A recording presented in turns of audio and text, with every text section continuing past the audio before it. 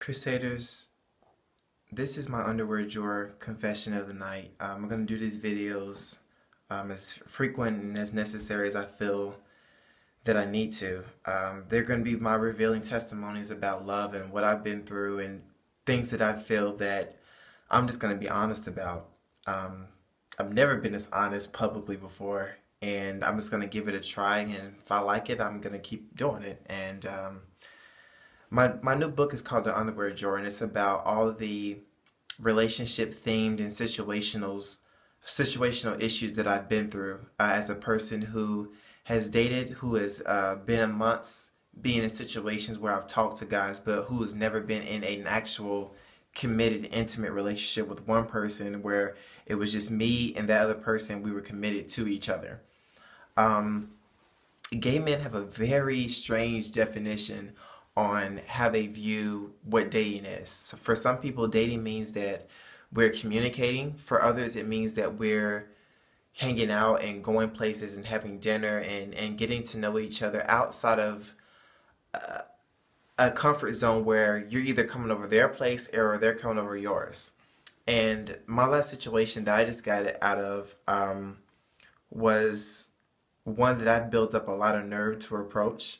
Um, for most people, I think the situation, because of what his occupation was, he's in law enforcement, um, would have been a little bit intimidated. But I wasn't, apparently. I think I was nervous for sure. And it started off great. You know, my approach when it comes to if I'm interested in you, I don't just go hard and be like, yo, baby, that it is. Like, I don't, that's so whack to me. Like, if I'm interested in you, I'm going to treat you like a human being, like I should, you know? So I'm going to say, hey, how are you doing? My name is Langston. Do you, like, like to go out often? Like, for instance, with him, I just started asking him questions about his life, and his career, and just being interested in the fact that he's in law enforcement, which I thought was just really, really cool. It's like, how often do you? I mean, there's a million police officers and people who are in some type of law enforcement career, but it was just very interesting to be interested in someone who is in that sort of job. Um, yeah, so I just kind of kept it there, and it was very genuine because when you like someone, you're trying to think of anything that you can think of to say just to keep the conversation going, especially when you're the initiator, because it becomes like this sort of interview style while you want to give them room to ask you questions to show interest too, but you're the one who initiated, so you kind of feel, I think, well, I'll at least say for me, I always feel sort of like I'm the one who has to keep the conversation going. And after a while, he started asking me questions here and there. I was still doing most of the talking.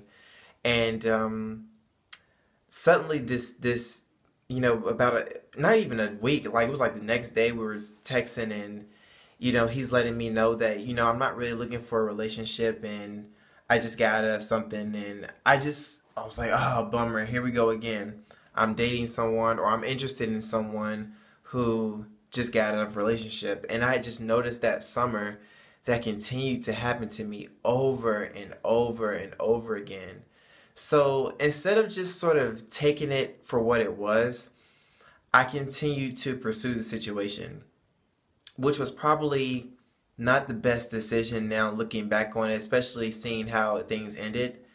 And it just made the situation more difficult because here I have someone telling me that they're not looking for a relationship, but yet we continue to hang out, and I'm being introduced to your friends, and we're intimate, and we begin to illustrate our intimacy, and it just kind of goes there. As I mean, I don't need to be too blunt. I guess you guys kind of know what I mean. It's just that I broke one of my rules, and that rule is I don't like going over a guy's house when we first start talking. And what made this situation different was that his friends were there. So I felt like if anyone's going to give you a fair or a honest opinion about someone that you're interested in, it's going to be your friend. So I set myself up for that situation on purpose because I wanted his friends to have an opinion on me once I left.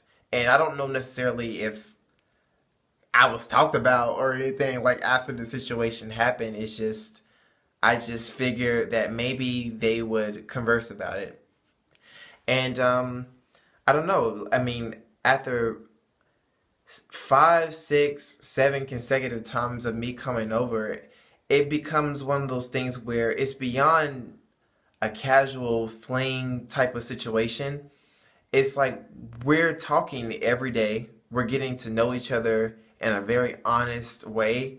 And that's building something, you know? So eventually it kind of got back to the point of him just reevaluating things and saying, you know what, Langston, I just want to be friends.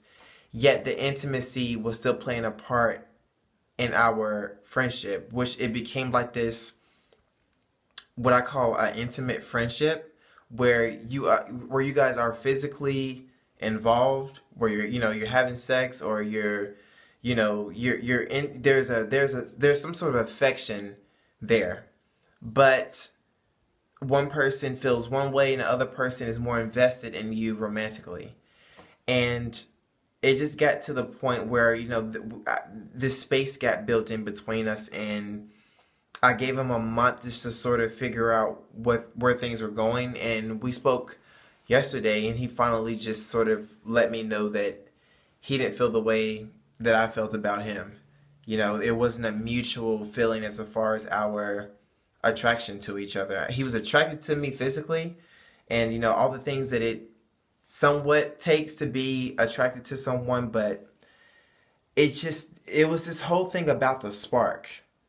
And in my opinion, sometimes the spark doesn't come immediately when you're interested in someone. And if you allow yourself to wait on that spark, you're setting yourself up for a disaster, guys. We're in our mid-20s, early 30s, and it's like shit starts to get real. You can't be on some fairy tale Cinderella first impression. Is that the spark? Sometimes you have to get two sticks, metaphorically speaking, and you have to rub them together hard and make that shit come to life. Because once you develop a mutual attraction to someone, there has to be something that goes beyond, okay, you're sexy.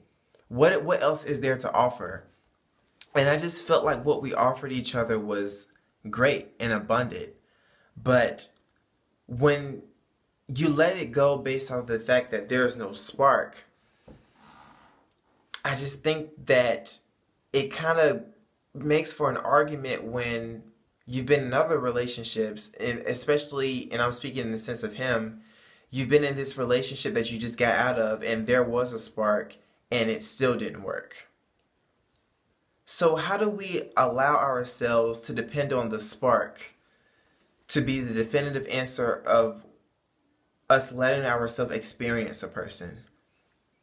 And whether you feel it initially or it grows, it's love at the end of the day. Either you love someone or you don't. And there's always this phase of someone in that situation after they realize that they don't want you that way, of getting you to decide, are we going to just be friends or are we going to be nothing at all? And when you know that you're always going to have those feelings for someone, there's no friendship to build on something that you've already built in your mind is something more, and it's something intimacy.